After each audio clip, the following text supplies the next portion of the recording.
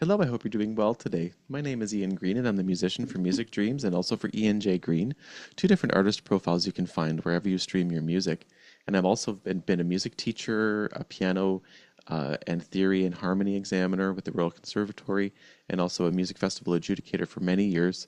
And I have a passion for teaching and helping students to understand not only just how to play their music, but also how to understand the theoretical concepts that are involved as students progress with their knowledge and experience at their instrument. Today we're going to be looking at part 4 of Unit 11, which is a set of units that I've helped design based on to supplement the Intermediate Elementary Music Rudiments book published by Mark Sarnecki. This is a really helpful book for any intermediate students that are looking to master various concepts to help support the pieces that they're playing, so they can understand and have a greater ability, not only just to play the music, but to digest and enjoy the music they're playing beyond the notes. What we're going to be doing is working on a couple of homework questions to support the first couple of tutorials we've looked at on the topic of triads. And in the previous tutorial, we looked at the triads that can be built on the scale degrees of a major or a minor scale. And we're going to be working on some of the homework questions on page 78 to help support this material. Now it says use key signatures, write root position, subtonic, subdominant, and dominant triads in the following scales. And then they give the scales. So what we want to do is think that the tonic is going to be the first note of the scale. And you can either use 1 in root position as a capital letter in a major triad or a lowercase in a minor triad or minor scale.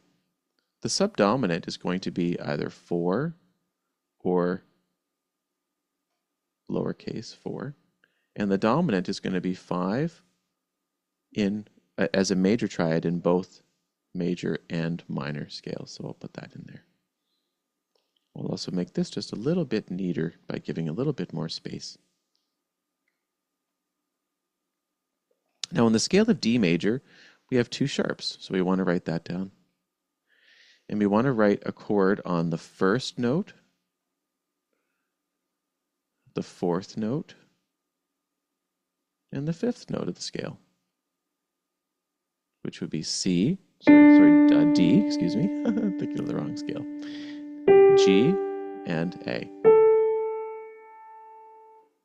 Now what we want to do is write root position triad. So we're going to write our snowman. D major, D F sharp A, G major, G B D, A major, A C sharp E. And that's how we finish that.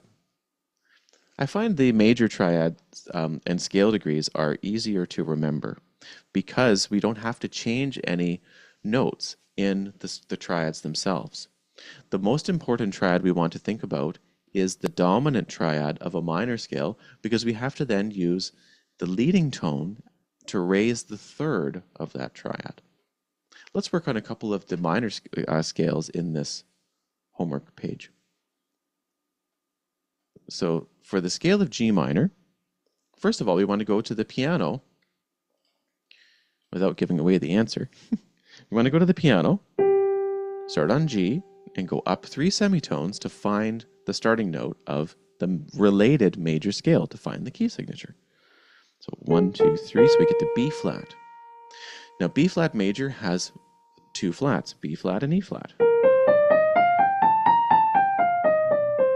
So therefore, the G minor scale will also contain the same number of flats, B flat and E flat. So we'll write that down. B flat, and E flat. Now, we want to write the tonic, which is a lowercase 1, the subdominant, which is a lowercase 4, but then a dominant, which is an uppercase 5, because it's a major triad. So we're going to start with the tonic and write G, B flat, D. Then we'll write the subdominant chord, which is C, E flat, G, minor triad. G minor, going to C minor. Now the dominant triad, if we were to write it as a diatonic triad in the scale, it would be D, F, A, if we were not to include the raised leading tone. But we want to make that triad a major triad by adding as well the raised leading tone of G minor, which is F sharp. So we're going to add an F sharp as an accidental into that triad. D, F sharp, A. So we have G minor, G, B flat, D, C minor, C, E flat, G, D major, D, F sharp, A. Let's do another example together. We'll work on the scale of B minor. Now B minor, we start on B. We're starting on the minor scale, so we want to go up to the related major, so we go up 3 semitones. 1, 2, 3. Now we land on D major, and D major has 2 sharps. So therefore, B minor also will contain 2 sharps as well. So we'll put that down here.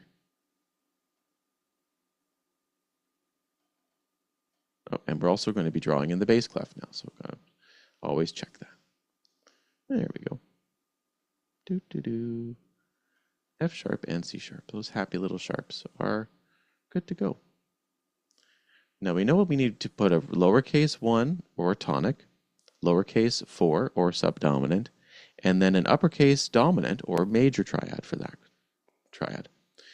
So you want to start and write a triad on the tonic or B, on the subdominant or E, and the dominant, which is F sharp. And then we draw the triads for these 1 and 4, just like that. Maybe I'll rewrite the one chord because it was just a little bit messy. It's always good to be as precise as possible with these happy little chords. Okay, so now when we get to the dominant triad, we want to now look at raising the leading tone, 7th note, to A sharp. So we want to put an A sharp in this as well.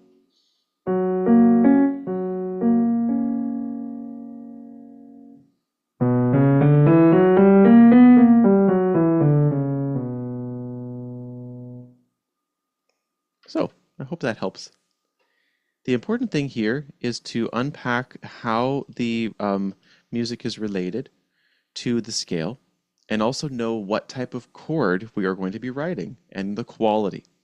The tonic, subdominant, and dominant chords in a major scale are all major, so that's easy. As long as you find the correct key signature and draw the notes, you're good. The minor scale is a little bit different. We have the tonic and subdominant note chords as lowercase or minor triads. And then the dominant triad is a major triad, but we have to raise the leading tone of the scale by putting a raised third in the dominant triad. That's very important. I do hope that you find this tutorial helpful, and also check out some of the other tutorials on this channel. And as well, if you need to watch this material a few times just to get an understanding of it, that's totally fine, and I encourage you to do so. Have a wonderful day. Thanks for watching, and see you next time.